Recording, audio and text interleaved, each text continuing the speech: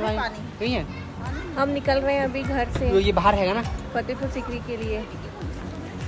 तो भाई ये रही हमारी कैब, ये रही हमारी गाड़ी, इसमें हम जाएंगे फतेहपुर सीकरी तक। इसकी टिकट है पर पर्सन 20 रुपीज़। हाय बोलो, धूप आएगा नहीं थे, हाय बोलो दीदी, धूप आएगा ना। हाय बोला अरब, ले अरब, हाय बोलो।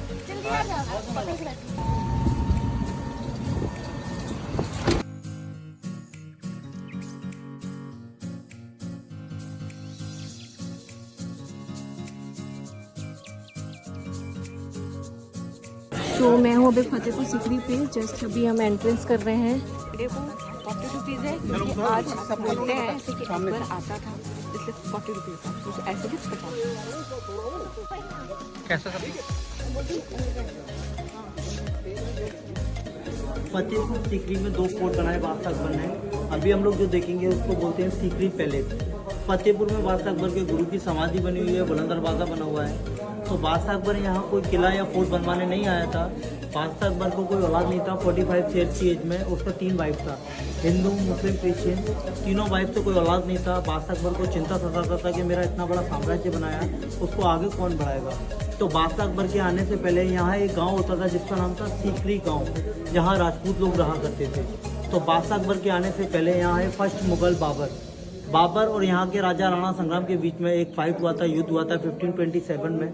उस फाइट को जीतने के बाद इस जगह को नाम दिया फतेहपुर। फतेह में विक्ट्री, जीत, पुर माने पुराना गांव। बाबर इसका नाम रखकर चले गया। तो बादशाह अकबर की जो फर्स्ट कैपिटल थी, राजधानी दिल्ली थी। दिल्ली से बादशाह अकबर काफ़ी जगह गया क्योंकि उसे औलाद नहीं था। तो वो सबसे पहले गया ज्वाला देवी टेम्पल। ज्वाला देवी पर उसने एक छत्र चढ़ाया। बादशाह अकबर फिर ज्वाला देवी से गया, फिर दोबारा दिल्ली आया, वहाँ से भी उसको औलाद नहीं मिला। फिर गया वैष्णो देवी, कहीं से भी उसे औलाद नहीं मिला। लास्ट में गया वो अजमेर, ख्वाजा मुइनुद्दीन चिश्ती की दरगाह पे। अजमेर यहाँ से 350 किलोमीटर दूर है। तो बादशाह अकबर अजमेर गया, दिल्ली से अजमेर। तो अजमेर में उसने स्टे किया। सपना हुआ उसे कि आप जाओ फतेहपुर, वहाँ पीर बाबा रहते हैं जिनका नाम है सलीम चिश्ती। अभी हम लोग सेकंड फोर्ट में जाएंगे, वहाँ सलीम चिश्ती की दरगाह बना हुआ है। तो बादशाह अकबर नंगे पाँव नंगे सर पैदल चलकर गुरुजी के पास आया। तो बाबा के आशीर्वाद से उसे औलाद मिला। उसने औलाद की खुशी में इतना बड़ा किला बनाया। इस किले को बनने में लगे पूरे 12 साल। 1570 में स्टार्ट किया, 1582 में कंप्लीट हुआ। ये लाल किला इसलिए बनवाया क्योंकि बादशाह अकबर को मिला यहाँ से लाल यानी कि बेटा, औलाद की खुशी में। सामने वाला जो ये कॉम्प्लेक्स बना हुआ है इसको बोलते हैं दीवाने आम। दीवाने आम यानी कि लोकल पब्लिक कोर्ट। बादशाह अकबर यहाँ हफ्ते में एक बार जनता का दरबार लगाया करता था।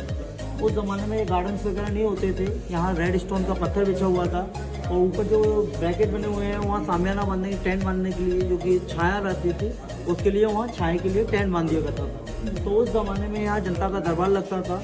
सामने सेंटर में जो बना हुआ है यहाँ बैठता था बादशाह अकबर और उसके जो 9 मिनिस्टर थे और उसकी 3 रानियाँ। वो लोग यहाँ जनता के बीच में सुनवाई किया करते थे। जनता की जो प्रॉब्लम्स होती थी उनको सॉल्व किया करते थे। उस ज़माने में पुलिस थाना कोर्ट कचहरी नहीं होता था। तो बादशाह अकबर के ज़माने में बादशाह अकबर का एक हाथी था जिसका नाम था हिरण, जो कि बादशाह अकबर को राजा मानसिंह ने महारानी जोधाबाई को गिफ्ट में दिया था दहेज में। सामने जो रिंग बना हुआ है गार्डन्स के अंदर, वो उसको बांधने का जगह है। बादशाह अकबर उस ज़माने में हाथ पैर बांधकर, जो गिल्टी पर्सन होता था उसके हाथ पैर बांधकर हाथी के आगे डाल दिया करता था। अगर वो गिल्टी होता था तो उसको हाथी मार दिया करता था, गिल्टी नहीं होता था उसको छोड़ दिया करता था। जब बादशाह अकबर ने, अगर जैसे कि हाथी ने जिसको माफ़ कर दिया उसको बादशाह अकबर भी माफ़ कर देता था। जब वो मरा तो उसके लिए एक टावर बनवाया बादशाह अकबर ने। वो अभी आपको अंदर दिखाएंगे। आई कि जो सीरियल्स होते हैं उनमें कहानियाँ बना देते हैं, सच्ची घटना नहीं दिखाते। मनोरंजन के लिए बोल देते हैं वो पहले। सामने वाला जो बिल्डिंग है अभी हमने देखा दीवाने आम, और ये जो बिल्डिंग बना हुआ है इसको बोलते हैं दीवाने खास यानी कि खास लोगों के लिए। ये बादशाह अकबर का प्राइवेट मीटिंग हॉल हुआ करता था। तो बादशाह अकबर ने यहाँ से एक धर्म चलाया था जिसका नाम था दीन इलाही। दीन इलाही यानी कि सबका मालिक एक, सभी धर्मों को जोड़कर बादशाह अकबर ने वो धर्म चलाया।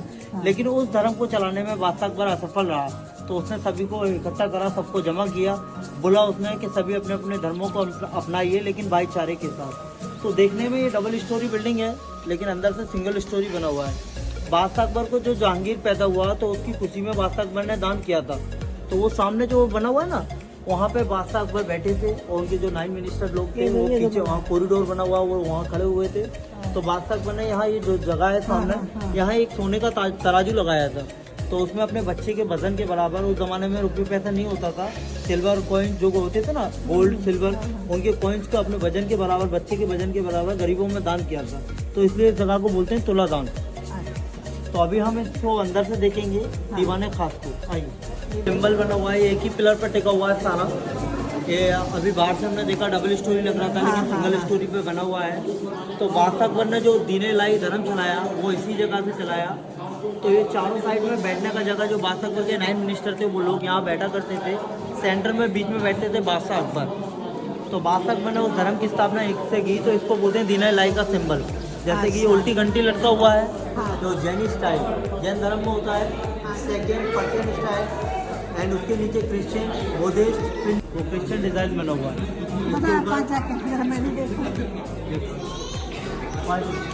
जैन उल्टा घंटी, हाँ जैन, वो जैन वाला है। और ये इधर आइए,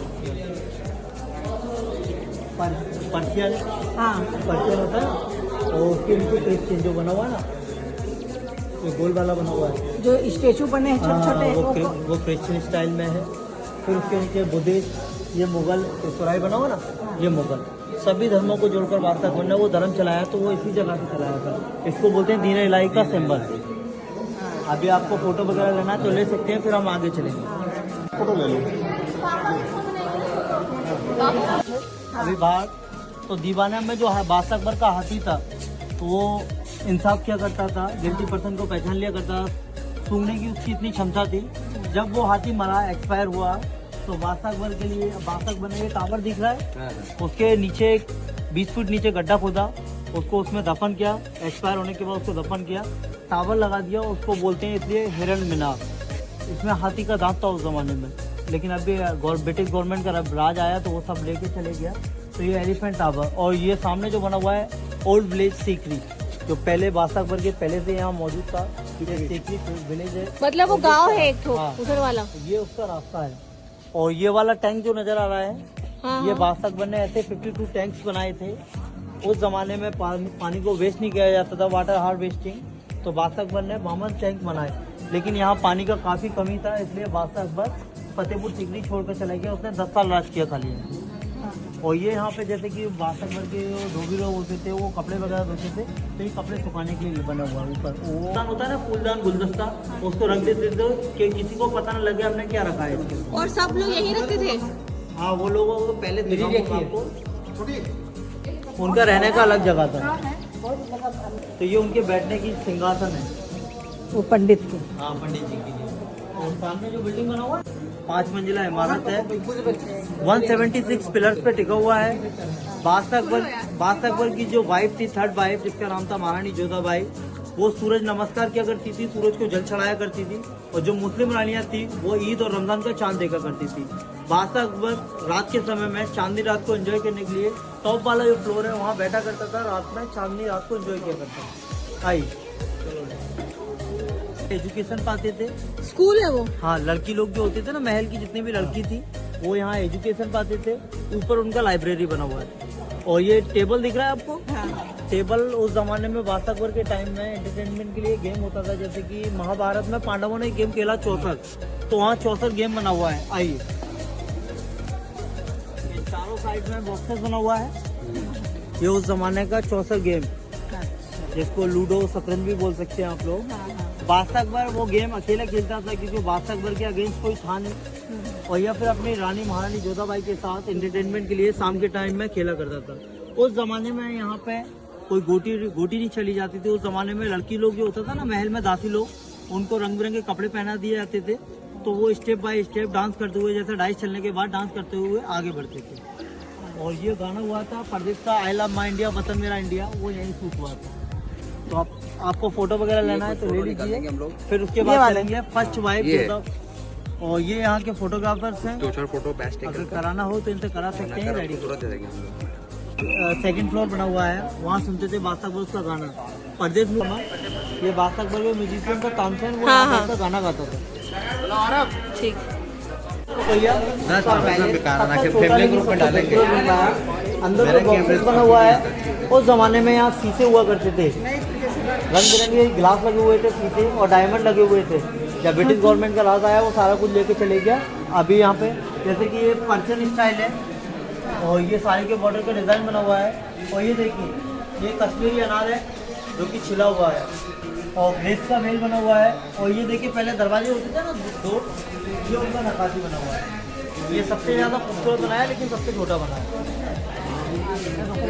ये फर्स्ट वाइफ का रुपया का महारानी जोधाबाई का आगे अलग बना हुआ है, मरीम का अलग बना हुआ है। तो यहाँ का फोटो वगैरह लेना है तो आप लोग ले सकते हैं। आगे आया फिर हम लोग आगे चलेंगे। आई पानी खराब था, सॉल्टी था, नमकीन था, तो उसके लिए गंगा जल मंगाया जाता था। वो गंगा जल को पीता था बादशाह सर। ये उस जमाने में एग के आकार का जो अंडा होता है ना उसके आकार में बना हुआ था। गंगा जल कहाँ से आता था? वो हरिद्वार से आया करता था। पानी होता खारी था, नमकीन था। आपने वो समझ गई मैं इसी में रखते थे। इसी में रखते थे। उस जमाने में एग के आकार का अंडा होता था। उस ज़माने में यहाँ पे पानी रखा जाता था जो कि गंगा जल था, जो कि हिमालय से आता था।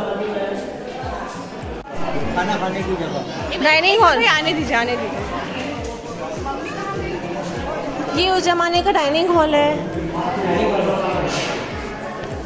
चेयर कुर्सी वगैरह टेबल वगैरह नहीं होता था, तो यहाँ चटाई बिछाई जाती है। चटाई होता है जो कारपेट होता है उसको बिछाने के बाद यहाँ बैठ कर बादशाह पर खाना खाता था। और ये खाना रखने की जगह है।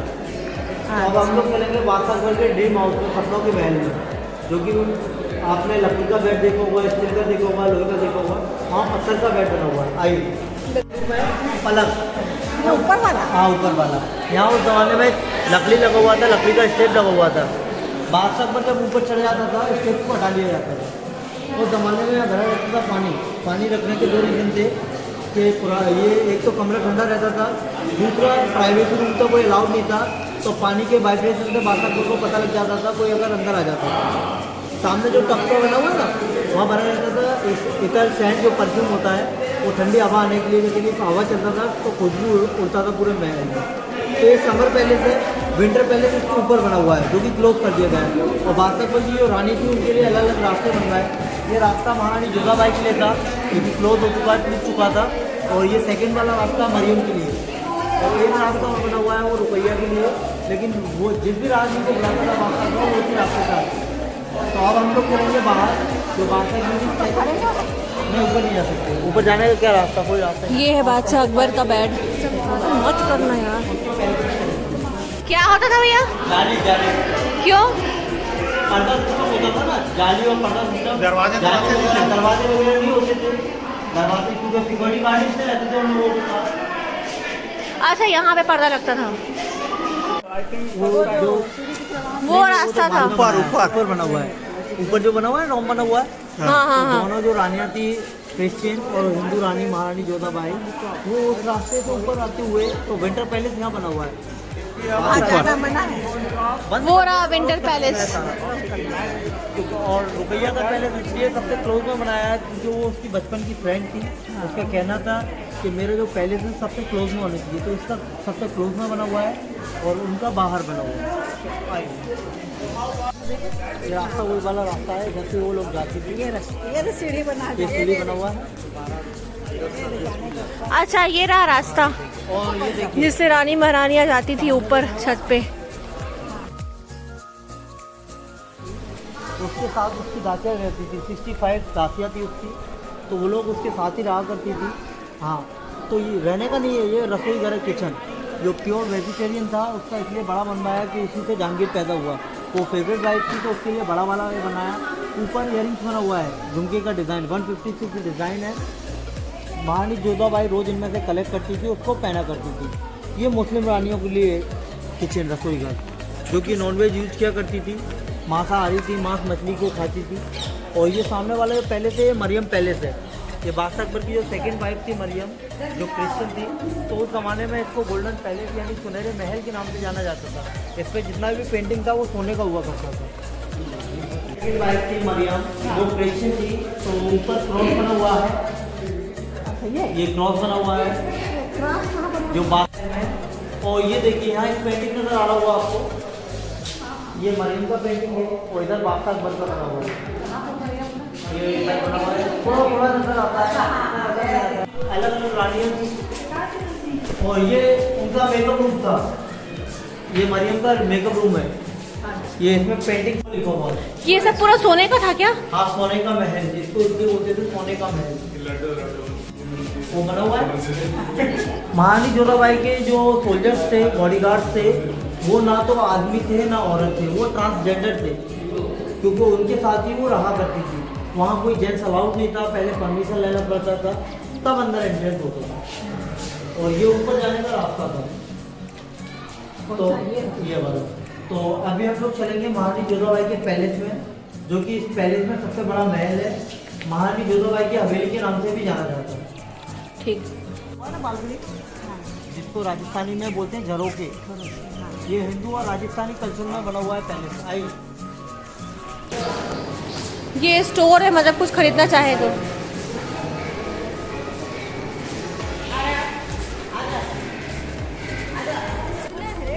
ये है रानी जोधाबाई का महल। बहुत ज्यादा बड़ा है ये ना, जोधा का बहुत ज्यादा बड़ा है। चलो भैया बोलो। ये पूरा जो पैलेस है महारानी जोधाबाई का पैलेस है, जो कि हिंदू रानी थी महारानी जोधाबाई, जो कि राजपूत घराने से थी। तो ये हिंदू और राजस्थानी कल्चर में बना हुआ है पूरा पैलेस। सामने जो बना हुआ है वो विंटर पैलेस है सर्दियों के लिए, और उसके सामने जो बना हुआ है वो समर पैलेस है गर्मियों के लिए। दोनों सेम बना हुआ है, लेकिन उसके अंदर जालियाँ दिया गया है, और ये अंदर से कवर्ड है, जो कि सूरज की हीट से जो गर्मी होती है, जैसे कि सूरज की किरण पड़ती थी पत्थर पर सर्दी में, तो वो गर्म हो जाता है। तो ये विंटर पैलेस, वो समर पैलेस।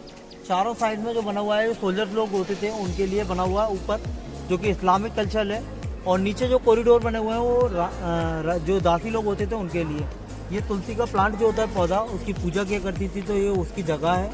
और सामने जो बना हुआ है महारानी जोधाबाई का मंदिर, जो कि राधे कृष्ण भगवान जी की पूजा किया करती थी। जब महारानी जोधाबाई फतेहपुर सीकरी छोड़कर गई, तो वो अपने खाना जी को अपने साथी लेके चले गई।